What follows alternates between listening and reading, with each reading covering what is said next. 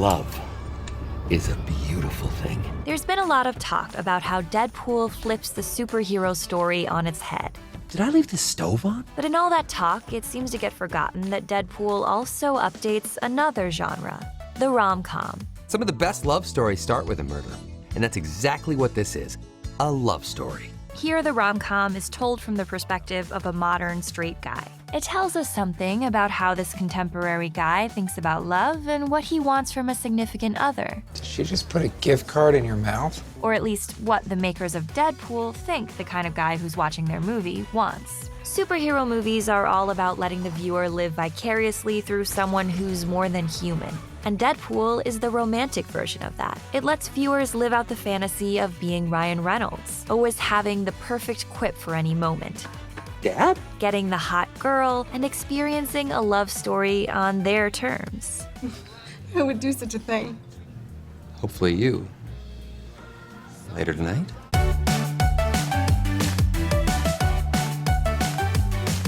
Before we go on, we want to talk a little bit about this video's sponsor, Skillshare. Skillshare is a superb online learning community with thousands of classes about everything. Bitcoin trading, playing guitar, stop-motion animation. Click the link in the description below to get 2 months access to all classes for free. Deadpool came out right before Valentine's Day, and its marketing campaign poked fun at the idea that it was a date movie. You're probably thinking, my boyfriend said this was a superhero movie. Well, surprise, this is actually, lucky you, a love story. We're supposed to find this image ironic, but the film features plenty of romance and heartfelt emotion. It's just the delivery that's different. Wade and Vanessa don't have the innocent meet-cute they'd get in a rom-com marketed to women. Instead, their first interaction is sexualized. Are you sure you want to shoot your whole lot? Tight. And in place of cute getting-to-know-each-other sequences and sentimental slow dancing scenes, we get a montage of erotic moments. The movie acts like it's giving us a subversive send-up of typical romance here, but you could also say it's a conventional guy's fantasy, as opposed to the kind of romantic fantasy that's intended to draw female audiences. The movie's also subtracting the grand gestures and emotional intensity from the rom-com to do things in a way that makes a guy like Wade more comfortable. Your left leg is Thanksgiving, and your right leg is Christmas. Can I visit you between the holidays? Wade is crazy about Vanessa, but he masks those strong feelings with sarcasm and smart alecky humor. I just want to get to know the real you, not the shorter, two-dimensional sex object peddled by Hollywood. Their big relationship milestones are casual and cool. Vanessa gets a ring pop instead of a diamond ring. And Vanessa doesn't mind any of this laid-back, cheeky behavior. She seems to love it and doesn't wish for anything else. Thanks to this attitude, Vanessa is a kind of dream woman for that male viewer who's intimidated by or just not into the pressure of grand gesture romance. Rom-coms pitched to women tell us a lot about our society's notions of the ideal male love interest. In Vanessa, Deadpool shows us the other side, what this movie believes the ideal woman looks like. Jesus Christ, it's like I made you in a computer. Vanessa's obviously a total knockout, and it's literally her job to know what men want in bed. What can I get for, $275 and, a Yogurtland rewards card? Maybe about 48 minutes of whatever the you want. But she's also dark and a little damaged. Rough childhood.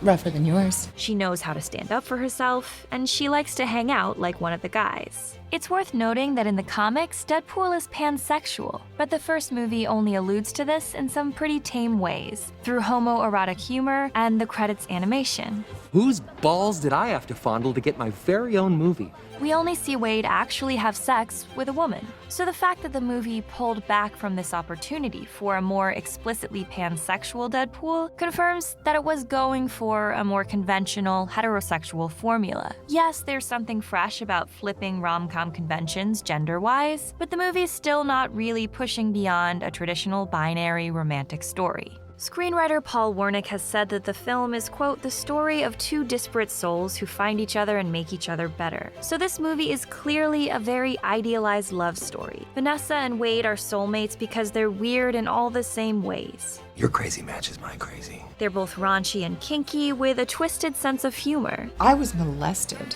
Me too. Uncle. Uncles. They took turns. I watched my own birthday party through the keyhole of a locked closet, which also happens to be Your my bedroom. Lucky, I slept in a dishwasher box. Most importantly, Vanessa loves Wade and is there for him no matter what. I want you to remember me. Not the ghost of Christmas me. Well, I want to remember us. So Vanessa embodies what is seen as the ideal woman of today by the Deadpool demographic. A beautiful, laid-back, forgiving, devoted, fun best friend who loves to have sex constantly. I love you, Wade Wilson. Deadpool plays on another common rom-com narrative, the ugly duckling plot. This is generally where an unattractive girl, who might be a nerd or wear glasses, gets remade as a swan, and her beauty is finally recognized by her true love. Deadpool gender swaps this narrative, so it's the guy for once who's upset about his appearance. Looks on everything. Looks are everything. You ever heard David Beckham speak? It's like he mouth-sexed a can of helium. Think Ryan Reynolds got this far on his superior acting method? And the timing of the story is also reversed because Deadpool starts out as a pretty boy, then loses his looks, and he doesn't know whether his love can withstand that. I'm not making her life as ugly as mine. Instead of seeking out Vanessa, Deadpool spends a long time trying to get his face fixed. Yeah, time to undo what you did to this butterface. He's sure that Vanessa can't love him with these looks. I'm a monster inside and out. I belong in a circus. Wait, Vanessa loves you. She doesn't care what you Oh. And it's not unreasonable that Wade thinks this. In most Beauty and the Beast stories, the Beast transforms to be worthy of the Beauty's love, or at least the couple ends up evenly matched in terms of their looks. But in Deadpool, Wade's looks are permanent. You mean to say, after all this, you can't fix me? Vanessa's accepting him in the end makes this a truly ideal love story. It gives hope that we can be loved for who we are. After a brief adjustment period and a bunch of drinks, it's a phase.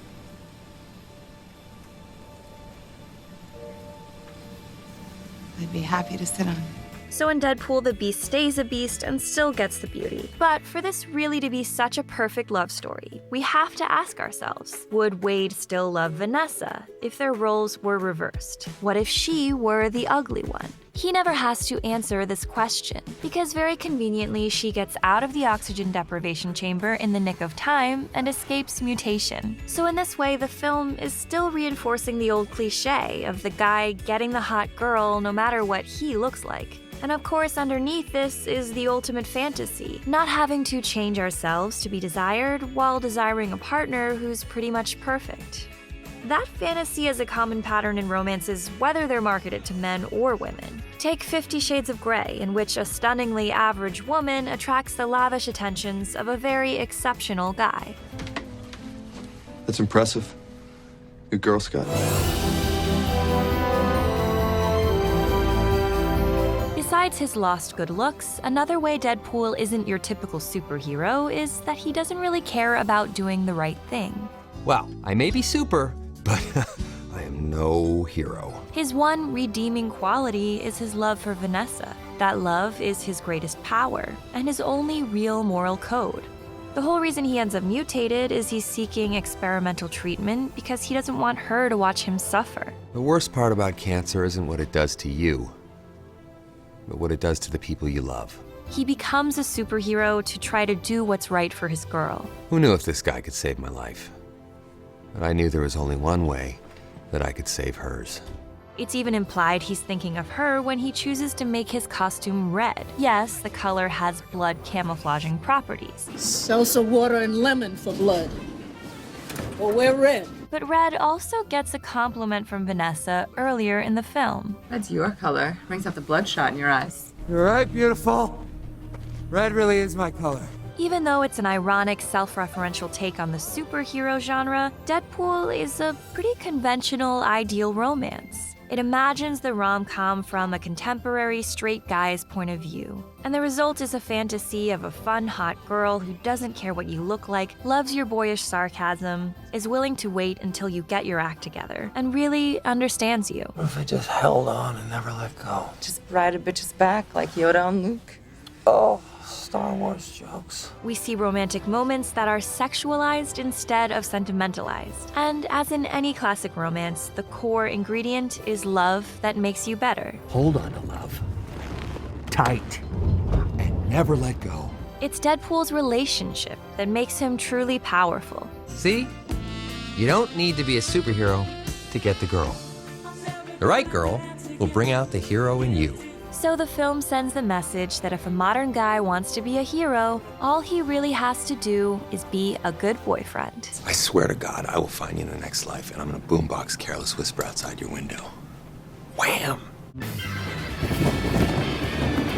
This is graphic designer Aaron Draplin. He designed the logo for Patagonia and many other well-known brands. And he teaches a class on graphic design on Skillshare. So for this project, instead of making some logo for a band that's gonna die in 6 months because the band breaks up, you're gonna make it for one of the greatest bands or brands ever, your family.